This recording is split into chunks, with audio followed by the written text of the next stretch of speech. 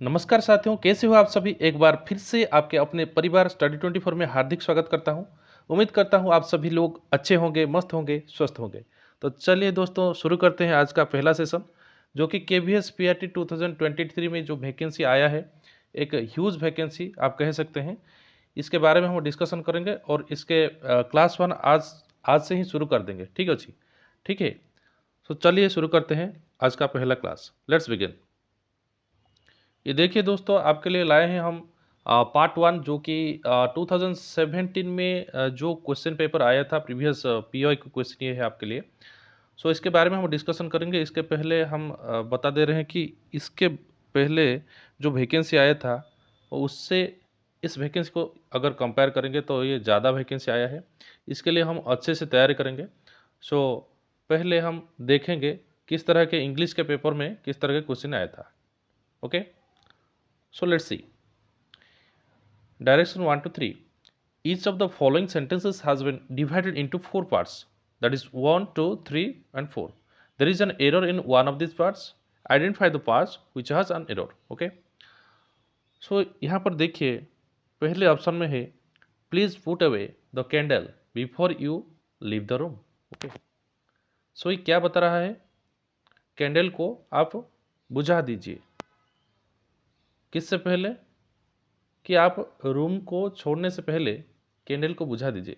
यहाँ पर ये जो पुट अवे लिखा हुआ है, ओके, ये जो पुट अवे है यहाँ पर गलती हुआ है। क्या गलती हुआ है? या इसको क्या कहते हैं? पुट अप कहते हैं। ओके, पुट अप, और पुट अप का मतलब बुझा देना होता है। ओके, बुझा देना होता है। समझ गए होंगे। Let us move to the next question. Question number 2. The aim of this unit is to first read through the story in one go, not worrying about difficult words. देखिए यहाँ पर जो वन गो लिखा हुआ है, यहाँ पर गलती हुआ है। कैसे? आप सही तरह से कमेंट बॉक्स में जाइए और इसका जवाब क्यों ये हुआ है वन गो, यहाँ पर किस तरह की गलत पाई जा रही है उसके बारे में बताइए। The aim of this unit is to first read through the story in one. Okay, in one ये नहीं होगा, एट वंस हो सकता है। ओके, सो इस पार्ट में ये गलती था। चले बढ़ते हैं, नेक्स्ट क्वेश्चन देखते हैं। इतना भी डिफिकल्ट नहीं है, सिर्फ आपके प्रैक्टिस की ज़रूरत है। Okay, the audience are requested to be in its seats by 6:30 PM। Okay, audience को 6:30 से पहले पहुंच जाना चाहिए, आ जाना चाहिए। ओके, इसके बारे में क्या गलती है देखिए। टू बी इन इट्स, देखिए यहाँ पर एक अच्छी तरह से बताया गया है कि द ऑडियंस क्या है? एक प्लूरल नाउन है, प्लूरल सब्जेक्ट है। और अगर यदि और अगर सब्जेक्ट अगर प्लूरल होगा तो इसका वर्ब भी प्लूरल होना चाहिए और इसका प्रोनाउन भी प्लूरल ही होना चाहिए। प्लूरल में क्या हो जाएगा? देयर हो जाएगा, देयर, इन देयर सीट्स होगा। ठीक, ठीक है, समझ गए होंगे। चले बढ़ते हैं नेक्स्ट क्वेश्चन के ऊपर। Question number 4. You must secure at least these marks. Okay, pass marks, full marks, passable, passable कभी नहीं होता है। फुल मार्क्स कोई फुल मार्क्स नहीं कहता है, मार्क्स में से कुछ घटकर आएगा। फुल अगर एक बच्चा रखा भी होगा तो उसे फुल मार्क्स नहीं कहेंगे, उसको सिक्योर्ड मार्क्स कहेंगे और उसको दूसरा नेम क्या कहेंगे? पासिंग मार्क्स कहेंगे। ओके, पासिंग मार्क्स कहेंगे। चलो let's move to the next question. Question number 5. Dash carefulness could have saved the situation. Okay, little, the little, a little. इसका फंडा हमें बताइए कि क्यों ये ए लिटिल यूज हुआ और बाकी चारी ऑप्शन, 4 ऑप्शंस क्यों नहीं यूज हुआ। Dash carefulness could have saved the situation. A little represent lack of something, lack of something. Okay, little represent that is remain available. Okay, तो lack of something that means एक छोटा सा जो careless था, careness जो रहा होगा उसको आप सावधानी से नहीं किया होगा, इसलिए क्या हुआ? ए little carefulness could have saved this situation. आप अगर थोड़ा सा भी प्रयास करे होंगे तो आप उस सिचुएशन से उभर कर आज आ पाते, लेकिन अब क्या किया?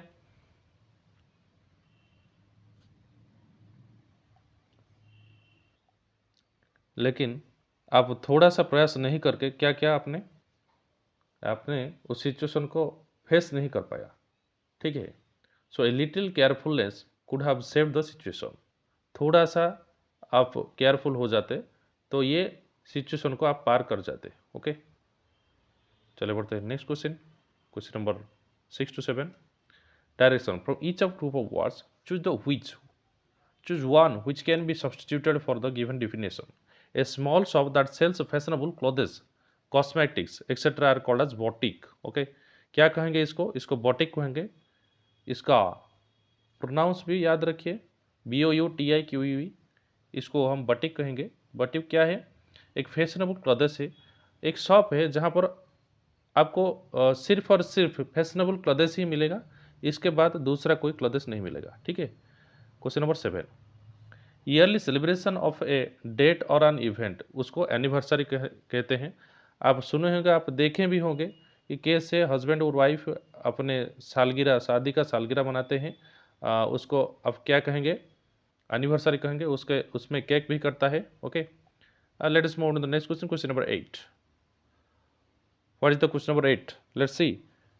The direction is 8 to 9।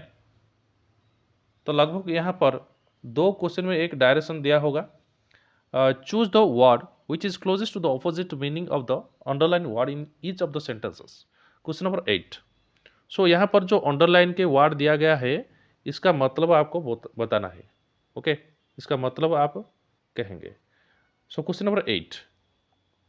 He exhibited A comprehensive approach towards the matter in hand. यहाँ पर जो कॉम्प्रहेंसिव का मतलब क्या है? कॉम्प्रहेंसिव का मतलब है कि अंडरस्टैंड करना, समझना। हिंदी में इसको समझना कहेंगे।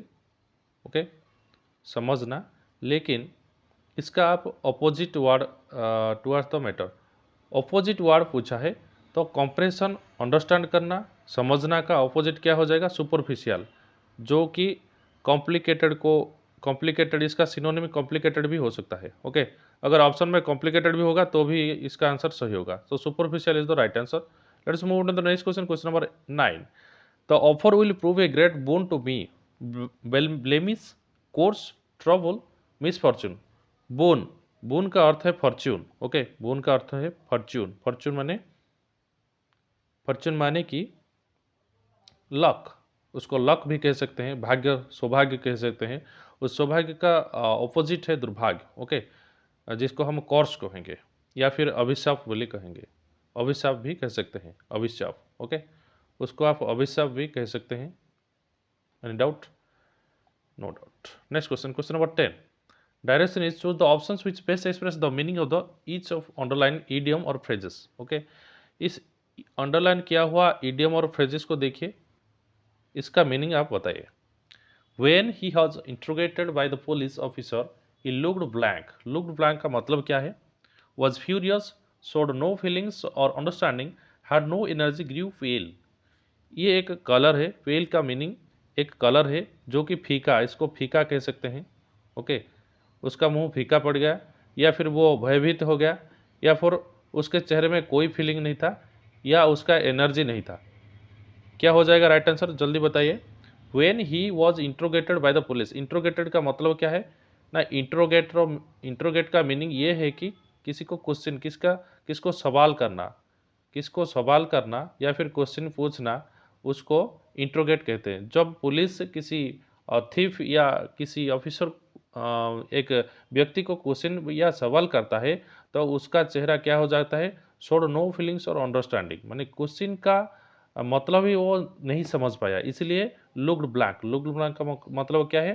कि वो कुछ भी समझ नहीं पाया। Okay, let's see question number 11।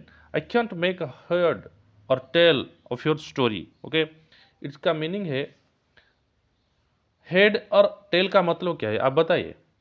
Head का मतलब है आरंभ। ओके, और टेल का मतलब क्या है? शेष, अंतिम, अंतिम, अंतिम, या फिर आप शेष भी कह सकते हैं। सो आरंभ या शेष, बिगिनिंग और एंड, बिगिनिंग और एंड, इसको और हेड और टेल भी कह सकते हैं, जो कि सी द बिगिनिंग और the end of the story, उसको ही आई कैन मेक हेड और टेल ऑफ योर स्टोरी। आपका कहानी का प्रारंभ और इसका अंत मैं नहीं कर पाया, इसका अर्थ है सी द बिगिनिंग और एंड ऑफ द स्टोरी। ठीक है, let's move on to next question, question number 12। Choose the word which best expresses the meaning of the underlined word in each of the following sentences. The ascending temperatures in many parts of the world have become a cause of concern for the environmentalists. Okay, ये जो पृथ्वी का तापमान में जो बढ़ोतरी होता है वो साइंटिस्ट के लिए एक चिंता का विषय बन गया है। सो यहाँ पर जो असेंडिंग और डिसेंडिंग आप चाइल्डहुड में पढ़ा होगा कि असेंडिंग का मतलब है छोटे से बड़े तक जाना, ओके, और डिसेंडिंग का मतलब है बड़े से घटकर छोटा हो जाना। सो असेंडिंग टेम्परेचर्स यानी कि छोटे से बड़ा होना, यानी कि कम टेम्परेचर से ज़्यादा टेम्परेचर हो जाने पर हमारा अर्थ का टेम्परेचर इंक्रीज हो जाता है, जिसके कारण हमारे साइंटिस्ट एनवायरमेंटलिस्ट जो परिवेश विज्ञानविद जिसको हम कहते हैं वह परेशान हो रहे हैं। सो इसका मतलब है राइजिंग, दैट मीन्स छोटे से बड़ा होना, यानी कि राइज है ना, बड़ा होना, ascending. Okay, next question, question number 13। Many species of animals have become extinct during the last 100 of years.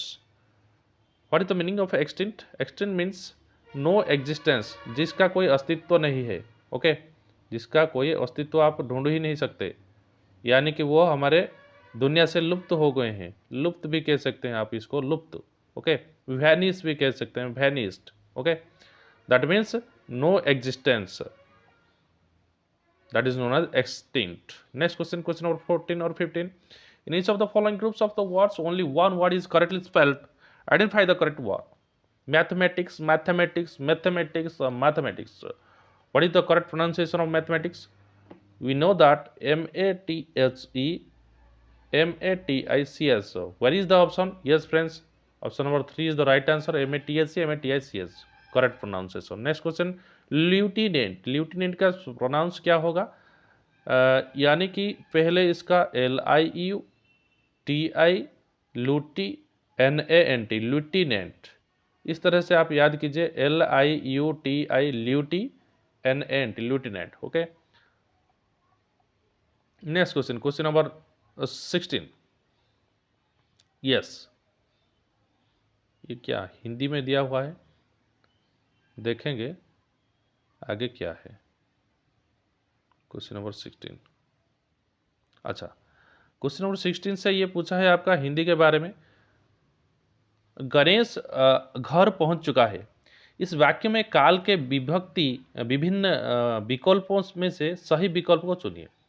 काल के विभिन्न, या फिर इस वाक्य में क्या काल है, क्या काल छुपा हुआ है। गणेश घर पहुंच चुका है, चुका का मीनिंग क्या है यहाँ पर पास्ट टेंस को समझाता है। ये पास्ट मीन्स इसको अतीत काल कहते हैं, पूर्ण वर्तमान अतीत काल कह सकते हैं, लेकिन थोड़ा इंतजार कीजिए, संदिग्ध वर्तमान, ये सब वर्तमान में दिया हुआ है, लेकिन हम पूर्ण वर्तमान को अतीत, जब रिसेंट पास्ट को क्या कहते हैं, रिसेंट पास्ट को हम अतीत पास्ट ही नहीं कहते हैं, क्या कहते हैं उसको पूर्ण वर्तमान कहते हैं, जो कि अभी अभी खत्म हुआ है। गणेश घर पहुंच चुका है, यानी कि वह अंडर 24 आवर्स, आप जो बात कह रहे हैं वह अगर 24 आवर्स के अंदर अंदर हुआ होगा तो उसको हम पूर्ण वर्तमान कहेंगे।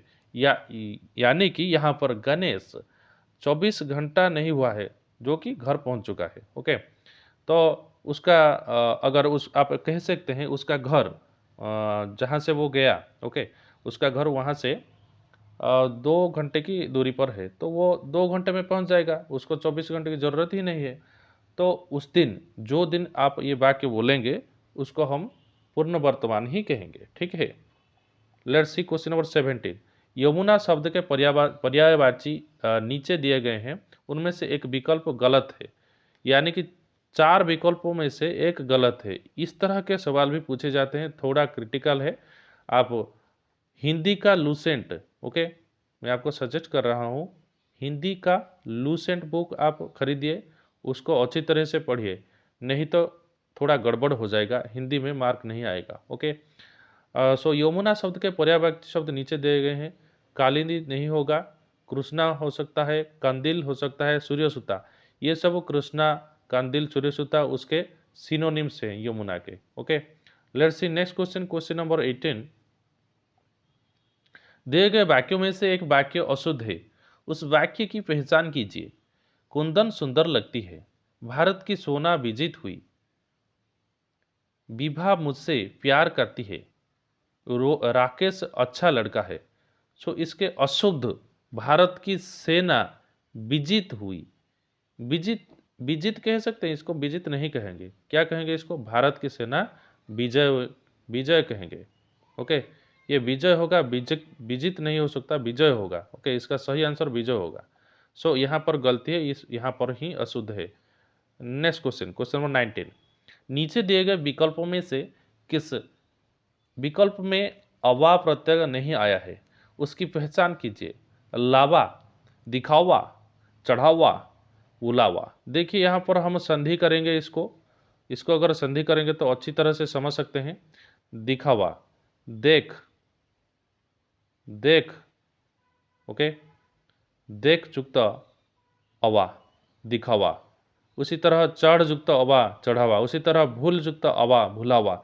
लेकिन ये लावा, लावा एक अवा के समान है, जिसके कारण ये कोई क्रिया को कैरी नहीं करता, यहाँ पर कोई क्रिया नहीं पाया जाता। लेकिन दिखावा, चढ़ावा, भुलावा में देख, चढ़, भूल का क्रिया है, इसलिए यहाँ पर क्या ओवा का प्रत्यय नहीं युक्त किया गया है। ठीक है, क्वेश्चन नंबर 19 खत्म। क्वेश्चन नंबर 20,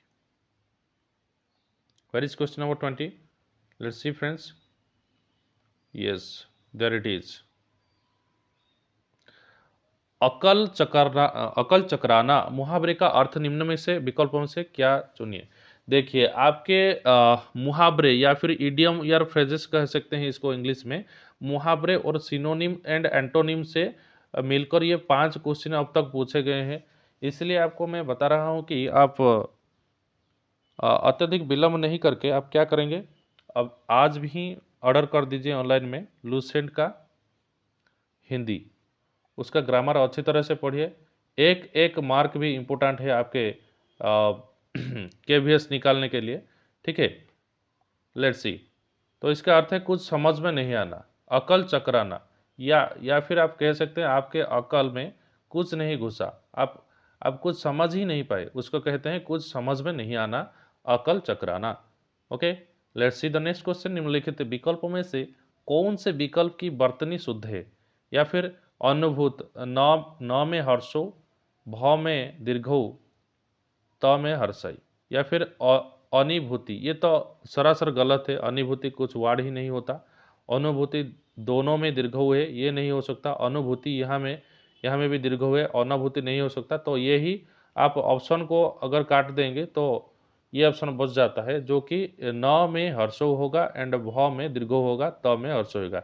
इसका ध्यान रखिए। Okay, next question, question number 22।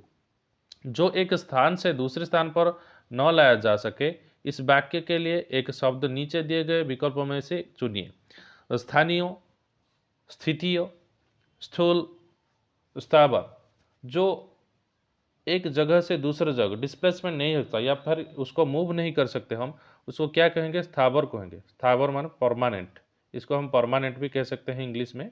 जो एक स्थान से दूसरे स्थान पर न लाया जा सके उसको स्थावर कहते हैं। ओके, जैसे कि आपका घर हो गया, आपका घर यहाँ से वहाँ तक कैरी करके नहीं जा सकता। आजकल तो टाटा के या फिर जो थे टाटा नैनो, उसके समय पर जो टाटा नैनो कार आया था, उसके समय पर वो नैनो का घर भी बेचना चाहता था, लेकिन वो प्रोजेक्ट बंद हो गया किसी कारण। ओके, उस प्रोजेक्ट में क्या था कि एक घर को फोल्ड करके आप यहाँ से वहाँ तक फोल्ड करके ले सकते थे, लेकिन वो घर की बात नहीं कर रहे हैं। आप जो पक्के या कच्चे घर कर रहे हैं वो सदा स्थावर होता है, वहाँ पर ही खड़ा करेंगे, वहाँ पर ही मिट कर टूट जाएगा। ठीक है, सो उसको स्थावर कह सकते हैं। क्वेश्चन नंबर 23, देवीच्छा का संधि विच्छेद निम्नलिखित विकल्पों में से चुनिए। देवयुक्त इच्छा, देवीयुक्त इच्छा। देखिए फ्रेंड्स, यहाँ पर देवयुक्त इच्छा दीर्घई का आपका आना बहुत जरूरी है। दीर्घई किस तरह के आएगा, देवीयुक्त इच्छा, देव्ययुक्त इच्छा, दिव्ययुक्त इच्छा। ये तो नहीं होगा, देव्यो नहीं होगा, देवीच्छा। यहाँ पर देवी की इच्छा, आप याद रखिए, देव की इच्छा नहीं है, देवी जो इच्छा कर रहे हैं उसको ही हम देवीच्छा कह रहे हैं। ओके, सो इसीलिए इसके कारण इसका आंसर ऑप्शन नंबर 1 नहीं होगा, देवीच्छा, दैट मीन्स दीर्घ ही युक्त हुआ है, and option number 2 will be the right answer. Let us move to the next question, question number 24। और निम्नलिखित में से मैं के बहुवचन रूप की पहचान कीजिए। हमें, हमारे, हम, मुझे। मैं यानी कि आई, ओके, एंड हम यानी कि वी। सो फर्स्ट पर्सन का फर्स्ट पर्सन ही होगा बहुवचन। आप अगर सेकेंड पर्सन कहेंगे तो सरासर गलत हो जाएगा, इसीलिए आई का वी ही होगा, जिस तरह की मैं का हम होता है। ठीक है, let's move to the next question, question number 25। भाषा की सबसे छोटी इकाई की पहचान निम्नलिखित विकल्प में से कीजिए। ध्वनि, शब्द, अनुच्छेद, वाक्य। अनुच्छेद तो एक बड़ा पार्ट है, ये नहीं हो सकता। वाक्य तो एक संपूर्ण टोटल कितने वर्ड को लेकर होता है, तो ये भी नहीं हो सकता। सबसे छोटी इकाई जिसको हम ध्वनि कहते हैं, आप शब्द उच्चारण कर रहे हैं, जैसे कि मैं हा बोला, हा, आ, ये सब ध्वनि, इसको ध्वनि कहते हैं। और ध्वनि को सांकेतिक रूप में लिखने के लिए हम शब्द का प्रयोग या फिर अक्षरों का प्रयोग करते हैं। ठीक है, सो ध्वनि अपने भाषा के सबसे छोटी इकाई है। ओके,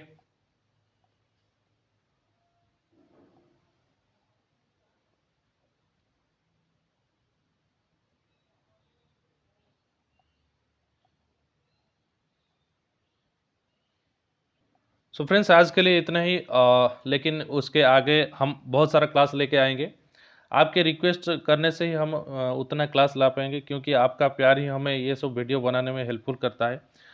अगर इस वीडियो आपके हृदय को टच करा होगा तो आप हृदय से हमारे वीडियो पे एक लाइक कर दीजिए। हमारे वीडियो को सब्सक्राइब करके ऑल नोटिफिकेशन के लिए बेल आइकन को प्रेस कर दीजिए, जिसके कारण आपको हमारे सारे नोटिफिकेशन जल्द से जल्द मिल पाएगा। So till then keep watching. जय जगन्नाथ, जय शंभू।